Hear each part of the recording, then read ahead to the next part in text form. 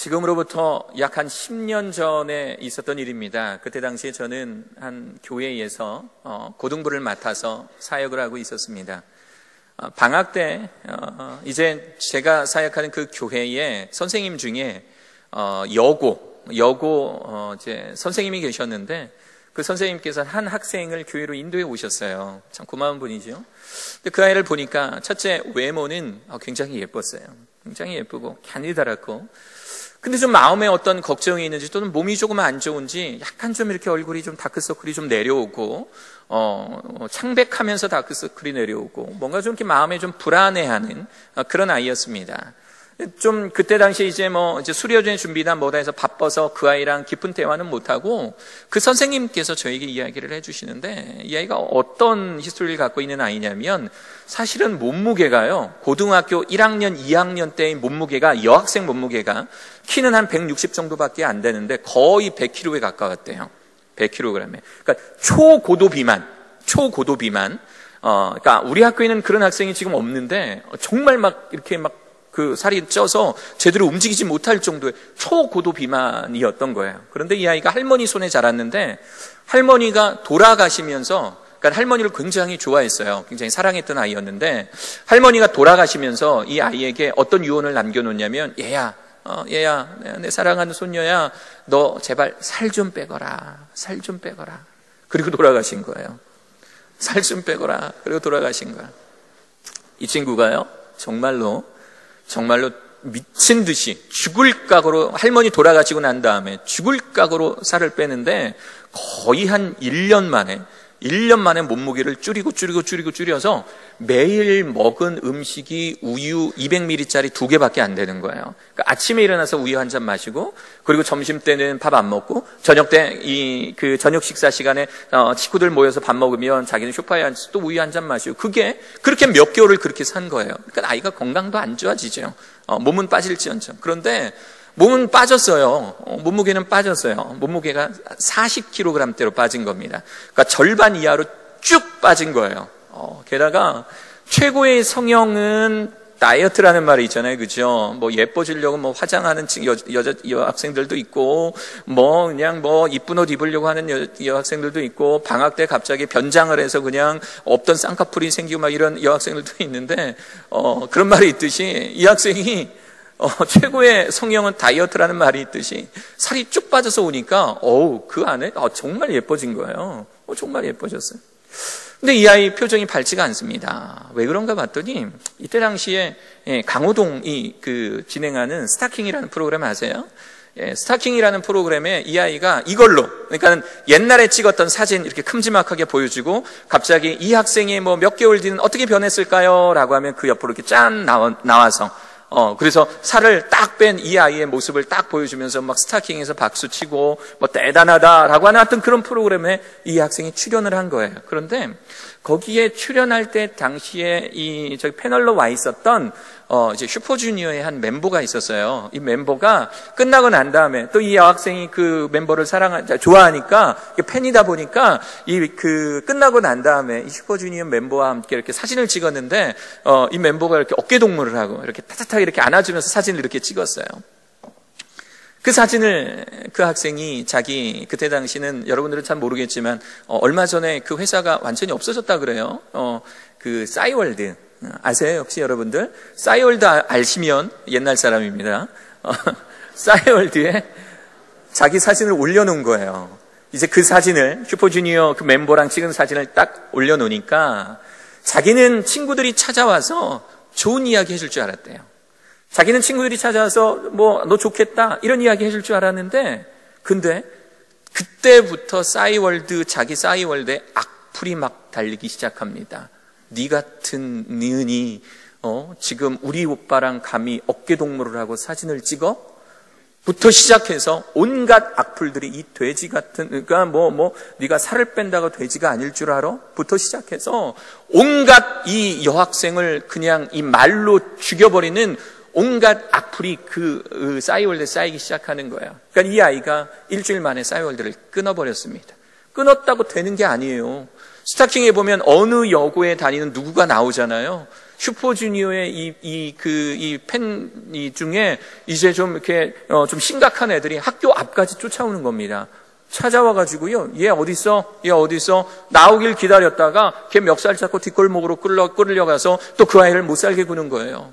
그러니까 이 아이는 자기가 살을 빼면 다른 사람들이 다 자기를 좋아해주고 자기를 이뻐해주고 자기를 축복해줄 줄 알았는데 살 빼고 난 다음에 자기 인생이 더 망가지기 시작을 하는 거예요. 그래서 그때 당시에도 다른 교회를 다니고 있었었는데 그때 당시에 하나님께 기도하면서 하나님 이게 뭐예요? 하나님 이게 뭐예요? 저 살 빼고 나니까 더 이쁨 받을 줄 알았는데 이게 뭐예요? 이렇게 막 기도하다 결국 교회도 안 나가고 이 소식을 듣게 된 제가 다니던 그 교회의 선생님께서 이 아이의 이야기를 듣고 저희 교회로 데리고 온 것입니다. 이 이야기를 수련회 준비하다가 듣다가 이 아이에게 꼭 해주고 싶었던 말이 있었어요. 꼭 해주고 싶었던 말. 내가 이 말은 꼭 해줘야겠다라고 생각하는데 수련회 때문에 너무 바빠서 그 이야기를 못 해주고 있는 그 찰나에 신방 중에 전화가 한 통 걸려왔어요. 이 선생님이 전화를 저한테 하셨는데 울면서 전화를 하시는 거예요. 목사님, 아이가 죽었습니다. 그 전화를 하십니다. 아이가 죽었습니다. 그러니까 이 악플에 시달리다 못해 이 아이가 극단적인 선택을 한 거예요. 자기 집에서. 저녁에 우유 한 잔 먹고 방에 들어갔는데 다음날 아침에 엄마가 들어가 보니까 아이가 극단적인 선택을 하고 이미 이 세상 사람이 아닌 상태로 있어버린 거예요.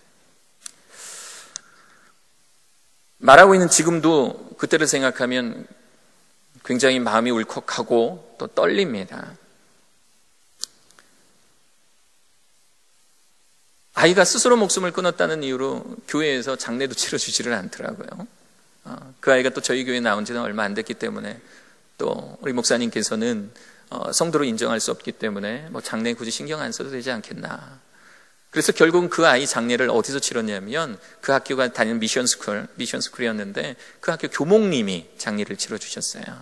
근데 그 교목님이 마침 또 저의 대학 은사님이셔서 제가 같이 통화를 하다가 그땐 전도사였는데 구준사가 와서 장례 사회 좀 봐줘, 기도도 좀 해줘. 그래서 제가 가서 사회를 보고 기도도 했습니다. 뭐 그게 뭐 이유가 돼서 결국은 제가 저희 교회를 나오게 된 이유가 되기도 했었는데요.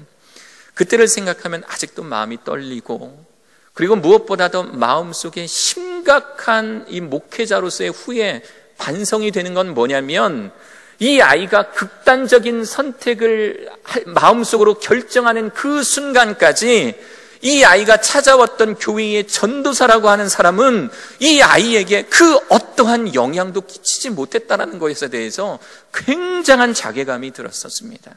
자괴감이라는 말은 이럴 때 쓰는 말입니다.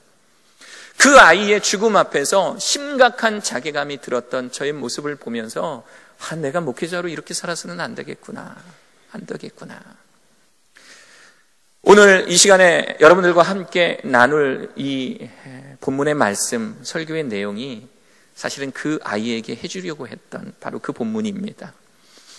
심각한 주변의 온갖 공격 앞에서 정말 하나님께서 살아계셔서 나를 정말 사랑하고 계시는가? 라고 하는 이 질문, 그리고 내가 이 세상을 살 만한 가치가 있는가? 라는 질문을 가지고 있는 바로 이 아이에게 제가 꼭 전해주고 싶었던 말씀입니다. 오늘 이 배경을 참고하시고 이 말씀에 짧게 전할 예정인데요. 오늘 성찬식 때문에 짧게 전할 예정인데요. 이 말씀에 한번 귀 기울여 보시기 바랍니다. 여러분들이 인정하든 인정하지 않든 여러분들은 죄인입니다. 좀 더 정확하게 말하면 죄인이었었습니다. 로마서 3장 23절에 이런 말씀이 있습니다. 모든 사람이 죄를 범하였음에 하나님의 영광에 이르지 못하더니. 죄라고 하는 단어가 원어적인 의미로는 관역을 벗어나다라고 하는 단어입니다. 그래서 우리가 아무리 좋은 사격 실력을 갖고 있더라도, 양궁 실력을 갖고 있더라도 내 사격판에 쏘는 것이 아니라 남의 사격판에 명중을 하면 그것은 빵점 처리가 되듯이 내가 아무리 잘 살았다 하더라도 그것이 하나님께 온전히 맞춰져 있는 신앙이 아니라면 그것은 우리는 죄라고 부르는 것입니다. 본래 사람은 하나님과 사귀며 살도록, 하나님과 교제하며 살도록 창조되었습니다. 그런데 사람은 자기 마음대로 살려고 했기 때문에 마침내 하나님과의 사귐은 끊어지고 말았습니다. 하나님 없이 자기 마음대로 살려고 하는 사람은 적극적일 때는 하나님께 반항하며, 하나님이 뭔데요? 하나님이 뭔데 제 인생에 간섭하십니까? 적극적으로 반항하며, 또 소극적일 때는 하나님에 대하여서 무관심한 채로 살아가게 되는데, 이것이 바로 성경이 말하는 우리 가운데의 죄의 증거입니다. 로마서 6장 23절은 이렇게 말합니다. 죄의 삭은 사망이요, 우리 안에 죄가 그대로 남아있다면 우리들의 결국은 사망이다. 여기서 말하는 사망이라는 것은 영적으로 하나님과 떨어져 있는 상태를 말합니다. 영적으로 하나님과 떨어져 있는 상태. 하나님은 거룩하시고 사람은 죄에 빠져 있는 그 상태, 이 상태가 사망의 상태입니다. 그리하여 이 둘 사이에는 커다란 간격이 생겼습니다. 사람들은 끊임없이 선행, 내가 착한 일을 하면, 내가 좋은 일을 하면 내가 구원받을 수 있을까? 하나님께 근접할 수 있을까? 때로는 철학, 내가 이런 식으로 생각을 하고 이런 식으로 삶을 살아가면 내가 하나님과 같이 될 수 있을까? 라고 하는 철학, 종교 등의 자기 힘으로 하나님께 도달하여 풍성한 삶을 살아보려고 애쓰고 있습니다. 그러나 이것들은 하나님과 인간 사이의 간격을 결단코 절대로 줄여주진 못합니다. 여기에 대한 해답이 있는데, 그것이 뭐냐면 바로 예수 그리스도이십니다. 예수 그리스도만이 사람의 죄를 해결해 줄 수 있는 유일한 길입니다. 예수 그리스도가 우리를 위해 죽으셨습니다. 믿으십니까? 예수님께서 우리의 죄를 위하여 돌아가셨습니다. 믿으십니까? 로마서 5장 8절, 우리가 아직 죄인 되었을 때에 그리스도께서 우리를 위하여 죽으심으로 하나님께서 우리에 대한 자기의 사랑을 확증하셨느니라. 하나님의 아들이신 예수 그리스도께서 십자가에 못 박혀 돌아가심으로 우리의 죄를 모두 없애주시는 놀라운 역사, 그 역사가 바로 우리를 사랑해서 우리에게 보여주신 하나님의 증거라고 하는 것입니다. 죽었다 해서 끝나는 것이 아닙니다. 죽음이라는 것은 죄에 대한 대가입니다. 결과입니다. 그것으로 끝나는 것이 아니라 3일 만에 부활하셔서, 다시 말해서 죄에 대한 모든 속량을 이제 죄의 얽매여 있는 모든 것들로부터 승리하신, 부활하신 그 예수 그리스도의 소망을 우리에게 보여주셨습니다. 예수 그리스도만이 하나님께 이르는 유일한 길입니다. 예수 그리스도께서 요한복음 14장 6절을 통해서 말씀하시기를, 내가 곧 길이요 진리요 생명이니 나로 말미암지 않고는 아버지께로 올 자가 없느니라 라고 하셨습니다. 하나님은 그의 아들 예수 그리스도를 이 세상에 보내주셔서 우리를 위하여 십자가에 죽게 하심으로 우리의 죄값을 담당케 하시고 하나님과 우리 사이에 다리를 놓아주신 것입니다. 십자가, 바로 이곳에서 흘리신 예수 그리스도의 보혈로 말미암아 우리가 죄 사함을 받은 것입니다. 이 사실을 믿고 예수 그리스도를 여러분의 주인으로 받아들인다면 여러분들에게 구원이 임하는 것입니다. 하나님의 자녀가 되는 권세를 주시는 것입니다. 이 사실을 믿는 분들만 큰 소리로 아멘 하시기 바랍니다. 예수 그리스도께서 여러분들의 죄를 위하여 십자가에 돌아가시고, 그러므로 우리가 죄 사함을 받았다라는 사실을 믿는 분들만 큰 소리로 아멘 하시기 바랍니다. 이 사실을 믿고 예수 그리스도를 마음에 영접하면 이제는 우리는 더 이상 지옥에 가는 불쌍한 영혼이 아니라 하나님의 자녀가 되는 권세, 구원의 놀라운 역사가 여러분들에게 임하는 것입니다. 그런데 이때 사탄이 넋놓고 있지는 않을 겁니다. 사탄이 그렇구나, 너 이제 하나님의 사람 됐구나, 잘됐다, 축하한다, 이러고만 있지는 않을 것입니다. 사탄은 우리들에게 계속 죄를 짓게 만듭니다. 우리는 분명히 구원받았다라고 생각이 됐는데 사탄은 우리에게 계속 죄를 짓게 만들지요. 그로 인해서 너는 여전히 죄인이야, 네가 구원받았다라고 해서 네 삶은 완전히 달라지지 않을 거야, 네가 하나님의 사람이 됐다라고 해서 세상이 너에게 항상 행복한 모습만 너에게 보여줄 줄 알아? 그렇지 않을걸? 네가 구원받았다라고 해서 세상이 너에게 항상 박수만 쳐줄 줄 알아? 그렇지 않을걸? 사탄은 우리들에게 계속 공격을 하고 있는 것입니다. 그렇게 사람을 겁주고 다시 하나님과 멀어지게 만드는 것이지요. 그런데 오늘 하나님은 사도 바울을 통해서 오늘 이 로마서 8장 31절부터 39절에 이 놀라운 말씀을 통하여 우리들에게 선포해주고 계시는 것입니다. 로마서 8장 35절, 누가 우리를 그리스도의 사랑에서 끊으리요? 누가 우리를 예수 그리스도의 사랑에서 끊겠냐라고 하는 겁니다. 환난이나 공고나 박해나 기근이나 적신이나 위험이나 칼이랴. 나는 하나님을 믿고 내가 분명한 의지로 살을 뺐는데, 그렇다고 해서 사람들이 나를 공격을 하는데 이것이 하나님과 내 사이를 끊어놓는 것이 아니라는 것. 우리가 하나님을 분명히 믿었는데, 그래서 우리 학교 안에서 열심히 신앙생활하는데 내가 친구들과의 관계가 끊어지고 단절이 되고 친구들과의 관계가 무너지는 것, 이것은 하나님께서 너를 버리신 것이 아니라 이 과정을 통해서 너를 정금과 같이 순금과 같이 단련시키려고 하시는 이 과정임을 느껴야 하는데, 사탄은 우리들에게 봐라, 네가 당하는 그 고난이 하나님께서 너와의 사랑을 끊으셨다라는 증거야 라고 받아들이는 우리의 불쌍한 모습을 보시며 하나님은 이 사도 바울을 통해서 우리들에게 말씀하고 계시는 겁니다.